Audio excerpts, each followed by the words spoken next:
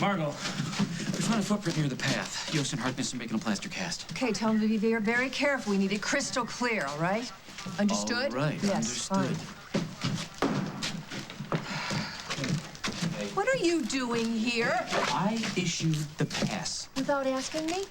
You're the one who said it was okay to bring in outside help. But Hal has never been bomb squad. He's never been forensics. Hal brought the expert in from Chicago. Dr. Bertrand is an old friend of his. I don't know what you're thinking.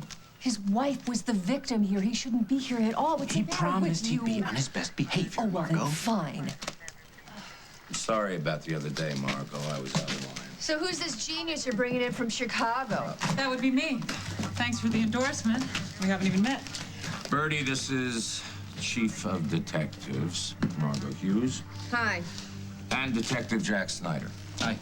Dr. Bertrand is the technician from the Chicago PD Bomb and Arson Squad. Glad you're here. Just let us know what you need. Cup of coffee, I'll be ready to go. You heard me. Get the hell away from my door. I'm offering you the chance of a lifetime. You won't even discuss it? Get away from my door. What are you gonna do, call the cops? You know, I've tried that. It doesn't seem to faze you. What is up with you? Tell me what you want, make it fast, and get the hell out of my house. That is no way to treat a friend. You are not a friend, Craig. And I don't want to see your smug, lying face at my door ever again. All it does is cause me trouble.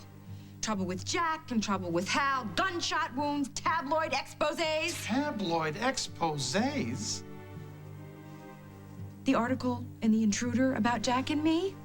I didn't have anything to do with that. I tried to stop it. Yes, right. That's what she said. That's what I thought.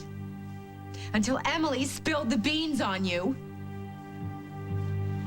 Okay, well, I only have a few hours, so let's solve a crime. Who was on the scene first? I was.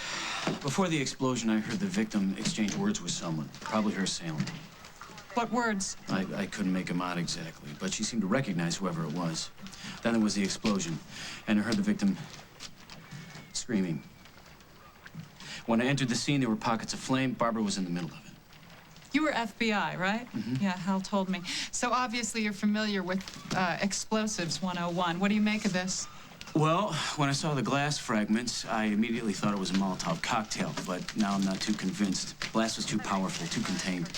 A+. Here we have the seat, the source of the explosion, ground zero. See these burns? White ash at the center, faded into a carbon black with just a 12-degree radius. This indicates extreme heat at the core. No plume or splash like a Molotov. Give me a jar, Al.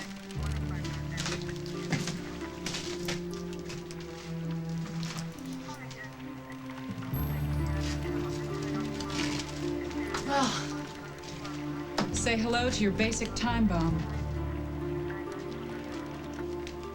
What did Emily Stewart say to whip you into a frenzy? You never tried to stop Emily from humiliating me in The Intruder. In fact, you encouraged it. Is that what she said? And I believe her. Carly, I did what I promised. I told her not to run the story. I ordered her to drop it. Then why didn't she? Who knows? But if Emily made tabloid fodder of you and Jack, blame her, not me. According to Emily, you congratulated her on the story. You said you were pleased as punch about a job well done. Would I say pleased as punch? Why don't you just admit it?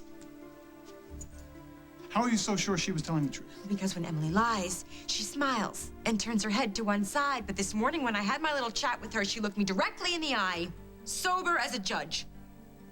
How scientific. Now, if anyone has a right to be angry here, don't you think it could be me? Oh, this is going to be good. I've done nothing but try to help you, Carly, every step of the way. And what have you tried to do? You tried to torpedo me with your copper pals downtown. Care to explain that?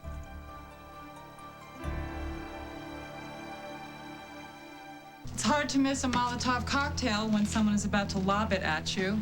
But if it's tucked under the rafters, You know, where with all can't due see- respect, Doctor, our men were on the scene minutes after the explosion. There was no wiring or timing device fragments. There was nothing to indicate a time bomb mechanism. With all due respect to you, Chief Hughes, there are many different kinds of time bombs, and they're not all like the ones that we see in the movies. This is a very special one. This is a BCL MacGyver. It's crude, but it's lethal. Whoever made this was very crafty. Whoever made this baby has a killer's soul.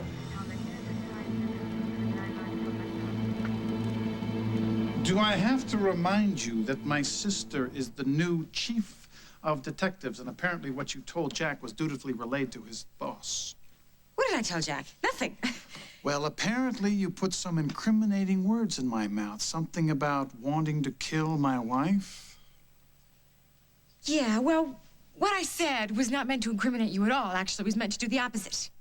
So how would my saying that my wishing Barbara were dead make me innocent? I'm curious on that. Well, don't you get it? Nobody in their right mind would joke about killing their wife and then actually go and do it. So when the DA asks you if I threatened to kill my wife, you will say yes, but he was just kidding?